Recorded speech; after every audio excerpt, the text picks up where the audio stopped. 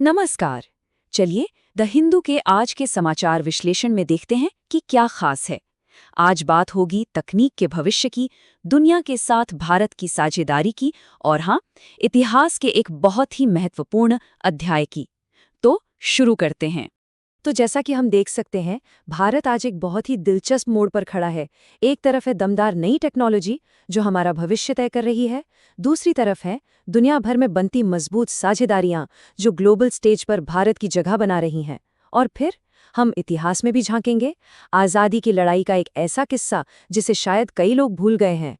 तो सबसे पहले शुरुआत करते हैं भारत के एआई बूम से, यानी आर्टिफिशियल इंटेलिजेंस के तेजी से बढ़ते हुए दौर से। देखिए, एआई के ना दो पहलू सामने आ रहे हैं, बिल्कुल एक सिक्के के दो पहलुओं की तरह। एक तरफ तो जबरदस्त अवसर हैं, जैसे हेल्थ सेक्टर में SAHI जैसी पहल या फिर सेना के लिए बनाए जा रहे एडवांस्ड एआई सिस्टम। लेकिन दूसरी तरफ इसके खतरे भी कम नहीं हैं। सोचिए, सुप्रीम कोर्ट को चेतावनी देनी पड़ रही है कि एआई से लिखी गई याचिकाओं में फर्जी केस डाले जा रहे हैं। तो ये साफ दिखाता है कि अवसर और जोखिम दोनों साथ साथ चल रहे हैं। और इसी एआई की बात को आगे बढ़ाएं तो भारतीय सेना ने कुछ कमाल के पूरी तरह से स्वदेशी एआई सिस्टम्स दिखाए हैं। इनमें समून है जो मिशन प्लानिंग में मदद करेगा, और ईकाम है जो एक सुरक्षित एआई क्लाउड प्लेटफॉर्म है। ये डिफेंस में आत्मनिर्भरता की तरफ एक बहुत बड़ा कदम है। मतलब साफ है कि भारत अब अपनी सुरक्षा के लिए अपनी ही तकनीक पर भरोसा कर रहा है। अब जरा हेल्थ सेक्टर की बात करें। ये जो शाही पहल है ना, ये सिर्फ कोई नई टेक्नोलॉजी नहीं है। इसको ऐसे समझिए, ये एक पूरा फ्रेमवर्क है, एक तरह की रूल बुक। इसका मकसद बस इतना है कि जब एआई को हेल्थ केयर में इस्तेमाल किया जाए तो वो नैतिक हो, पारदर्शी हो और सबसे ज़रूरी, मरीज के फायदे के लिए हो। लेकिन इस पूरे एआई बूम के बीच एक चिंता की बात भी है। पता है, दुनिया भर में जितने भी एआई प्रोफेशनल्स हैं, उनमें से सिर्फ 30% महिलाएं हैं। सिर्फ 30%।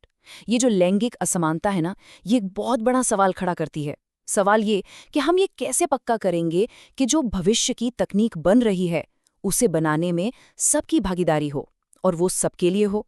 तो चलिए अब टेक्नोलॉजी से आगे बढ़ते हैं और चलते हैं अंतर्राष्ट्रीय संबंधों की तरफ। आज की एक और बड़ी खबर आ रही है भारत और फ्रांस से, जिनके बीच साझेदारी और भी गहरी हो रही है। और इस साझेदारी में कई अहम डील हुई हैं। देखिए, रक्षा सहयोग को अगले 10 साल के लिए बढ़ा दिया गया है। इतना ही नहीं, एयरबस हेलीकॉप्टर अब भारत में ही बनेंगे।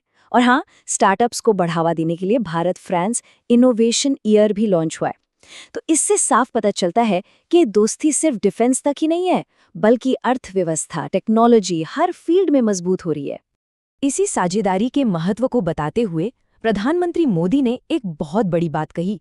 उन्होंने कहा कि भारत फ्रांस साझेदारी दुनिया में स्थिरता के लिए एक शक्ति है। ये बयान ही बताता है कि इस गठबंधन का ग्लोबल लेवल पर कितना असर पड़ रहा है। चलिए अब वर्तमान से निकलकर चलते हैं थोड़ा अतीत में। इतिहास का एक पन्ना पलटते हैं, एक ऐसी घटना जो हमारे देश के सफर को एक अलग नजरिया देती है। ये जो स्मारक हम देख रहे हैं, ये हमें याद दिलाता है 1946 के नौसेना विद्रोह की। कई लोग इसे आज़ादी की लड़ाई का अंतिम प्रहार भी कहते हैं।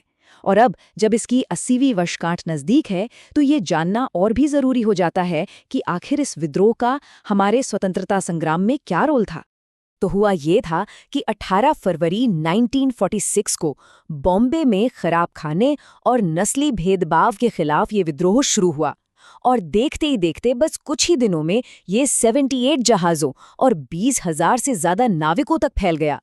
लेकिन राजनीतिक समर्थन न मिलने की वजह से आखिरकार 23 फरवरी को इसे वापस लेना पड़ा।